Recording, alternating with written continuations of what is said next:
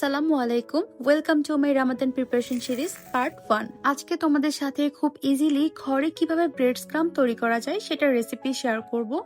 সেই সাথে আমি রমজানের কিছু ছোট ছোট প্রিপারেশন নিয়েছি, সেগুলো তোমাদের সাথে শেয়ার করব। আমি খুবই গুরুত্বপূর্ণ কিছু মশলা রেডি করব, যেই মশলাগুলো আগে থেকে রেডি থাকলে কিন্তু পুরো রমজান মাসের কাজটা কিন্তু অনেকটা ইজি হয়ে যাবে। তো চলো ফার্স্টে তোমাদের সাথে ব্রেড ক্রামসের রেসিপিটা শেয়ার করি। ব্রেড ক্রাম তৈরি করার জন্য ফার্স্টে আমি একটা ব্লেন্ডার জাগ নিয়ে নিয়েছি, আর এখন ব্রেডগুলো আমি ছোট ছোট টুকরা করে দিয়ে দিলাম। দেন আমি এখানে সামান্য একটু অরেঞ্জ ফুড কালার ইউজ করেছি। এটা কিন্তু টোটালি অপশনাল, তোমরা চাইলে নাও করতে পারো, বাট আমি একটু সৌন্দর্যের জন্য ইউজ করেছি। দেখো কালারটা কিন্তু খুবই সুন্দর এসেছে। ব্রেডগুলো আমি একটু ব্লেন্ডারে গুঁড়া গুঁড়া করে নিয়েছি। তোমরা কিন্তু একটা জিনিস খেয়াল রাখবে, ব্রেড ক্রাম তৈরি করার জন্য কিন্তু 2-3 দিনের বাসি ব্রেড হলে খুবই ভালো হয়। তোমরা কিন্তু এই কাজটা ব্লেন্ডার ছাড়া হাত দিয়েও গুঁড়া গুঁড়া করে নিতে পারো। দেন এই ব্রেডের গুঁড়াগুলো আমি একটা প্যানে কিছুক্ষণ টেলে নিব। আর অবশ্যই খেয়াল রাখবে এই কাজটা করার সময় কিন্তু চুলার হিটটা খুবই লো হিটে রাখতে হবে, নাহলে কিন্তু এগুলো পুড়ে যাবে। তো এই কাজটা করতে কিন্তু অনেকক্ষণ সময় লেগেছে আমার। আমি খুবই লো হিটে এগুলা অনেকক্ষণ সময় ধরে ভেজে নিয়েছি। বেশ কিছুক্ষণ পর এগুলো খুব সুন্দর মতো ভাজা হয়ে মুচমুচে হয়ে গিয়েছে। আর দেখো কালারটাও কিন্তু এখন অনেক বেশি সুন্দর এসেছে। তবে আমার কাছে মনে হয়েছে আমার ব্রেড ক্রামসটা একটু বেশি গুঁড়া হয়ে গিয়েছে, আর একটু আস্তে আস্তে থাকলে এটা দেখতে মেবি বেশি সুন্দর হতো। ব্রেড ক্রামসটা কিন্তু রমজান মাসে আমাদের খুবই দরকার হয়, যে কোনো ভাজা পোড়ার ক্ষেত্রে কিন্তু এটা ব্যবহার করা হয়। তাই এটা যদি একটু বেশি করে তৈরি করে রাখা যায় তাহলে কিন্তু পুরো রমজান মাসে এটার আর কোনো ঝামেলাই থাকে না। আরো একটি গুরুত্বপূর্ণ জিনিস হলো বেরেস্তা। বেরেস্তা কিন্তু যে কোনো ভাজা পোড়া বা চপ বানাতে কিন্তু ব্যবহার করা হয়।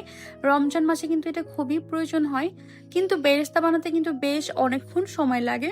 তাই এটা যদি একটু বেশি করে বানিয়ে সংরক্ষণ করা যায় তাহলে কিন্তু কাজটা অনেক সহজ হয়ে যায়, আর সময়টাও কিন্তু অনেক বেঁচে যায়। আমি এখানে 1 কেজি মতো পেঁয়াজের বেরেস্তা করেছি। দেখো বেরেস্তাগুলো কি মুচমুচে হয়েছে আর ভীষণ সুন্দর হয়েছে। আমি একটা কৌটায় ভরে নর্মাল ফ্রিজে রেখে দেবো। নর্মাল ফ্রিজে কিন্তু বেরেস্তা খুবই মুচমুচে থাকে আর এটা অনেক দিন পর্যন্ত রাখা যায়। এবার আমি করব জিরার গুঁড়া আর গরম মশলার গুঁড়া। এই দুইটার কিন্তু কোনো জুড়ি নাই, যে কোনো খাবারেই কিন্তু এই দুইটার প্রয়োজন হয়। বাট এটা যদি একটু বাসায় তৈরি করে নেওয়া যায় তাহলে কিন্তু ফ্লেভারটা অনেক বেশি সুন্দর থাকে।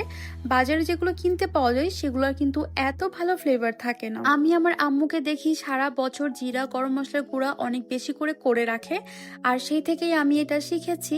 এবার আমার শ্বশুর বাড়িতে প্রথম রমজান মাস আমি কাটাবো, তার জন্য এবার আমি আগে থেকে সবকিছু প্রিপারেশন নিয়ে রাখছি যেন আমার কাজগুলো অনেক বেশি সহজ হয়ে যায়। জিরা আর গরম মশলা আমি একটা প্যানে কিছুক্ষণ ধরে টেলে নিয়েছি, তারপর এগুলো ব্লেন্ডারে গুঁড়া করে নিয়েছি, আর গুঁড়াগুলো খুবই মিহি হয়েছে।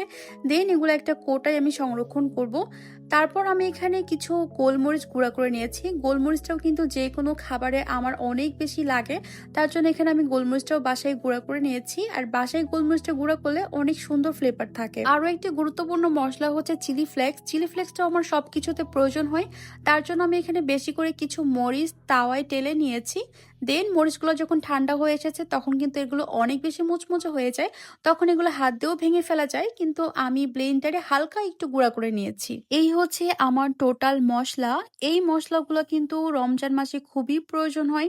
শুধু রমজান মাস না, অন্য সময়ও কিন্তু প্রয়োজন হয়, বাট রমজান মাসে এগুলো আগে থেকে গুছিয়ে রাখলে রমজান মাসের কাজগুলো কিন্তু অনেক বেশি সহজ হয়ে যায়। আমি এখানে ব্রেড ক্রামস বানিয়েছি, চিলি ফ্লেক্স বানিয়েছি, বেরেস্তা করেছি, সেই সাথে কিন্তু আমি বিট লবণটাও গুঁড়া করে রেখেছি। বিট লবণটাও কিন্তু আমাদের অনেক বেশি প্রয়োজন হয়। জিরার গুঁড়া, গরম মশলার গুঁড়া, আর করেছি গোলমরিচের গুঁড়া। তোমরাও কিন্তু এগুলো রেডি করে রাখতে পারো, দেখবে তোমাদের কাজটাও অনেকটা ইজি হয়ে যাবে। আজকের ভিডিওটা তোমাদের যদি কোনো উপকারে আসে অবশ্যই কিন্তু একটা শেয়ার করে দিতে পারো, আর চাইলে আমার পেজটা ফলো করতে পারো। দেখা হবে নেক্সট কোনো ভিডিওতে। সবাই ভালো থেকো, আল্লাহ হাফেজ।